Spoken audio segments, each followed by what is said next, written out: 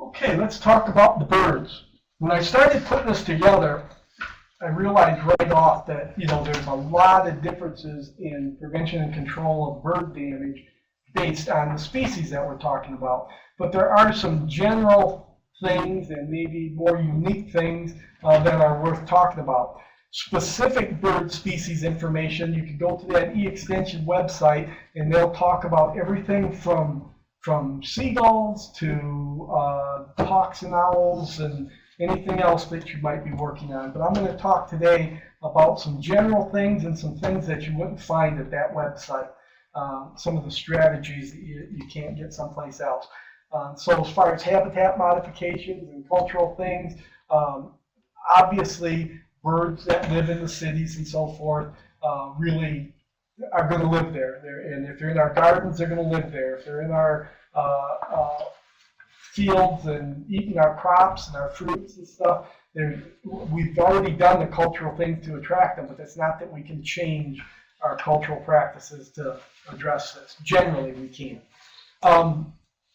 Okay, so if we look at excluding birds, the most popular thing to do is to use netting. And netting does work good. It can be very cumbersome to handle, but a lot of times that's the trade-off. Because if you get, like this is the case of a vineyard, but even fruit trees, cherry trees, if you get birds hitting those, the economic damage can be very significant. And sometimes messing around in tangled up old netting can be something that you have to do, like it or not. The job can be made a little easier if you make some frames, put around things that you're trying to protect. Again, when you look at using them year after year, it's not so bad. If you can droop the netting over that, it makes it a lot easier to handle. In fact, sometimes you don't even need to take it off to do your harvesting all the time. You can wait until you're all finished with your harvesting and then remove the whole thing for the season. And that is a problem with netting, is it doesn't take long for it to weather, and then it's not working very good. As you can see, if you're trying to protect a fruit tree of some kind, having that netting on there can be a difficult thing as far as harvesting fruit, but sometimes it's necessary. There's different kinds of netting that can make the job a little easier. The netting on the upper right here is that real fine stuff, real light, real easy to pick up and carry large rolls of it, but it tangles much worse than the heavier stuff. The heavier stuff has a tendency to come off of branches and other things that it might hang up on a lot easier than the real light stuff. There's a corded type netting, which really is quite durable. It also tangles quite a bit, but it's real strong, and generally it lasts a lot longer than some of the plastic nettings, in spite of what they might advertise.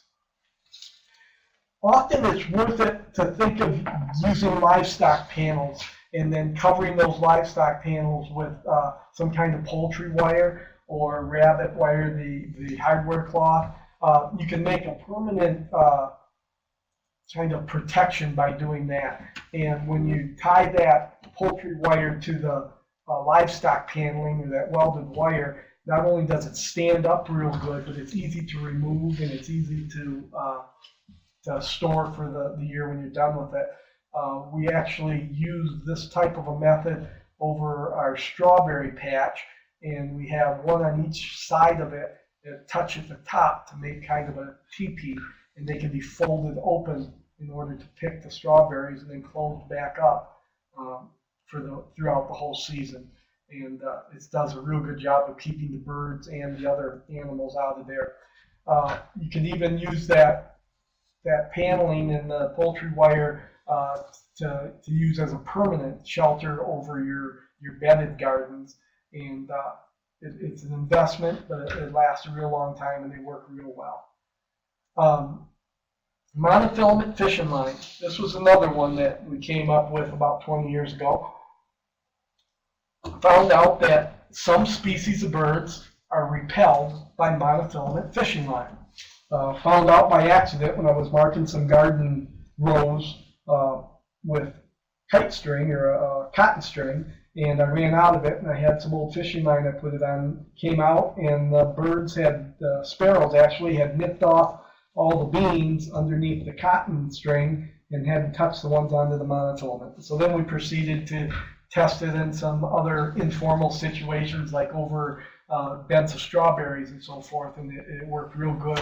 Then a colleague at the University of Nebraska picked it up and really did some sophisticated tests, and he's the one that found out which species don't seem to pay much attention to it. One of them are robins. The robins just don't much care about the fact that there's monofilament lying over something that they want to get after.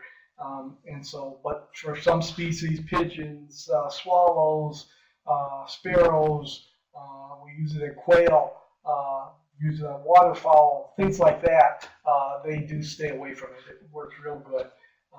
Nothing really sophisticated about it. As the plant grows up, you can raise the line up, and then that makes it stay above the plant until it's to the size where you don't need to worry about the birds messing with it.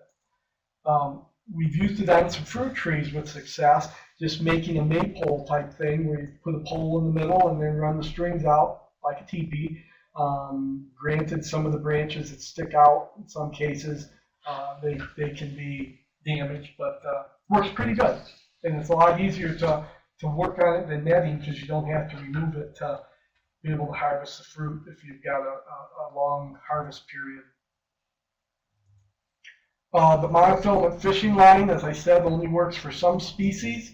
The 20-pound test clear line works the best. The colored line doesn't work well. If you get a much heavier than 20-pound test line, it must be more visible, because it just doesn't seem to repel them as good. But if you get much smaller, it has a tendency to break in the wind after the sun's shined on it for only a month or so. It does break down. Usually you don't use it more than a year, because the sunlight does really affect it. And the reason that the monofilament line works is because the bird is afraid that it's there and it's not there, and they get concerned about tangling or getting caught in it, or just knowing where it is. But it's apparently the appearing and disappearing that is the repellent of the line. As I said, we use it to keep pigeons off of ledges. Swallows, you can string a piece, 2 pieces of monofilament line 6 inches apart underneath the eaves of a building that swallows are building nests on.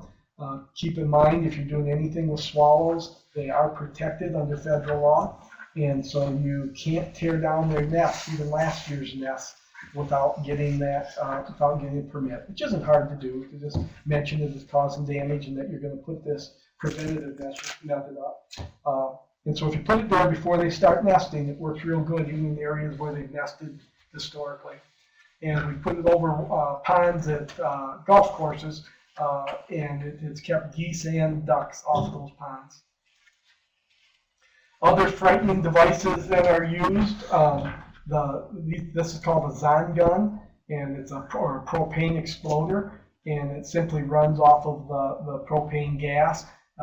It's on a timer, and most of them are on some kind of a pedestal that spins around, so it's always going off in a different direction. It makes a real big boom, and it's used a lot in orchards and places where birds congregate. And again, it doesn't work for a real long time, and you have to keep moving it, but sometimes it works long enough that it'll allow you to get your crop out before the birds damage it too much. Less success with all the variety of eyes that they sell.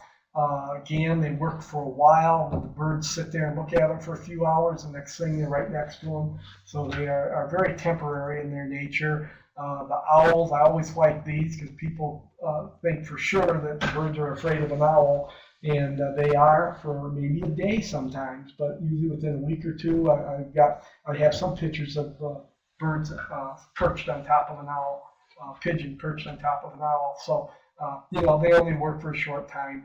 The main thing is you need to use a variety of methods to scare birds, everything from strobe lights to the mylar tape, to the hawk that flies around, to exploder guns. This particular gun here, it shoots out a charge, and then it pops when it gets out away from you, and that scares the birds away. And using a variety of things will give you some time. It'll buy you some time. The more you use it, the more you change it, the better it works. That goes with everything, whether it's scarecrows or even your owl. Your owl would work better if you move it, every day. But for the most part, they start getting used to things. The same thing that we were considering for deer, the motion detector that goes off works real well to keep birds away. They don't like to be suddenly sprayed, and it goes off, so it's not like they can go over there for a bird bath, and it does scare them away. So that works good for birds too. Again, I think that some things could be developed to be more specific to scaring birds that could work a lot better. Okay, removal. In some cases, especially when you're looking at things like starlings and sparrows, or if you're around a feedlot, or if you've got some disease concerns, or you just got high numbers of animals, sometimes you have to remove the birds. And there's a number of different kinds of funnel traps that can be built, and the key to them is erecting them slowly. If you use any kind of a funnel trap, it's always best to bait the area first and then get the birds used to feeding there. Some kind of a cracked corn works as good as anything, whether you're talking about pigeons or starlings or sparrows. Get them used to feeding there, and then ideally you want to put the trap up there without ends on it, without the doors on it, without the funnels on it. And then the birds get used to going in and out of that. And then once they're used to feeding there, then you can put the ends on it, or put the ends and the funnels on it. And by that time, they're so used to the thing, they'll try to find a way in there. And these are designed so they can find their way in and they can't get out. We've had some areas around feedlots, and then another area that was a dairy where we were able to catch 100 pigeons at a time. And it's just a matter of setting it up properly. So that you can get rid of the animals in one big bunch. As soon as you get a couple of them in there, they start acting as decoys for the other ones, and you really start catching a lot of them. If you're doing birds that you might need a permit for, it always helps to call to get a permit and let them know that you're concerned about property damage. That's important. But even better yet is if you can say you're concerned about human health. And anytime you have bird droppings, things like histoplasmosis, a respiratory disease, do have potentials for occurring. And so if there's a lot of droppings, and you mention that health concern, usually it's not hard to get a permit to remove the animals, remove the birds. Woodpecker likely cause as much property damage as any other bird around. Woodpeckers are a problem because they peck at the wood for a couple different reasons. Sometimes they're just pecking at the wood because they're making noise to mark their territory, and especially when you hear them up on the TV antennas.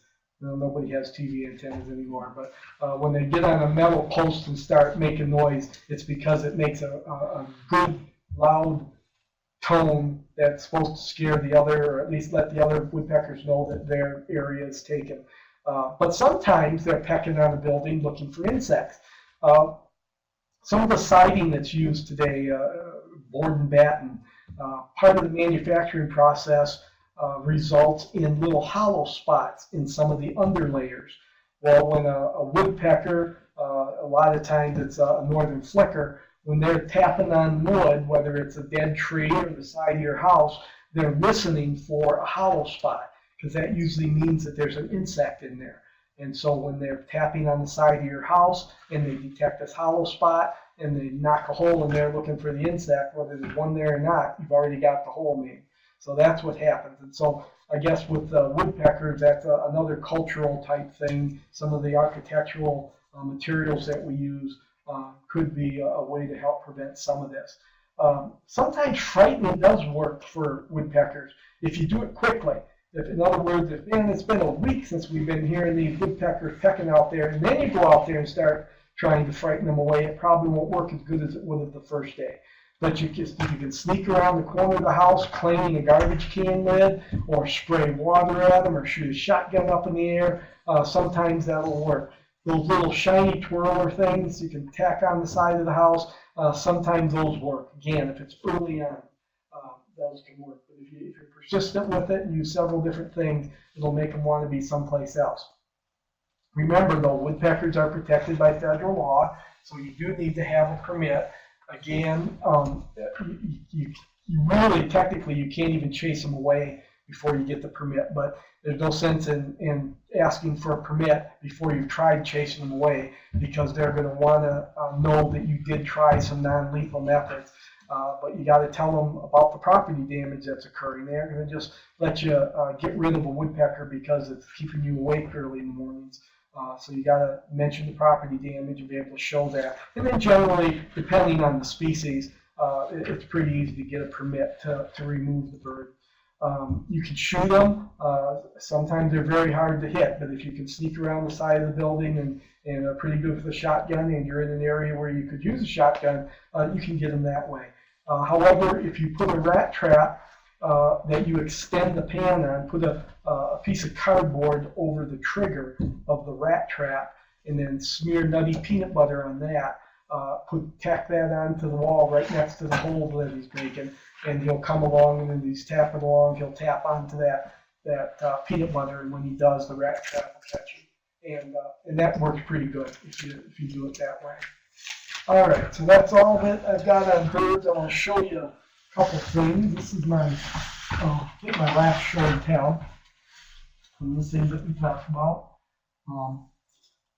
Okay, again, this is just a monofilament line. Yes, I'm just talking about fishing line. It's nothing specifically made for bird control. It's just a monofilament line, nothing fancy. This is the netting I'm talking about. This is the cheap plastic stuff. Again, it's easy to handle. It's inexpensive, and it does work. It's just that it does seem to tangle in the trees a lot more. Even over raspberries, we have a hard time getting it off without breaking branches and things like that. So this lighter stuff doesn't work as good as some of the other netting. That corded netting, by the way, is less likely to tangle onto branches that are thorny or branches like raspberries. This is the rat trap that I'm talking about, just a typical rat trap. And if you just put a piece of cardboard like this over the pan, I just use a paper clip and a piece of cardboard and put that on the pan, and then tack the rat trap onto the wall. And then when the woodpecker goes along and taps on that, you'll catch him. Get your permit first, but that does really work good to use the rat trap on the birds. Okay.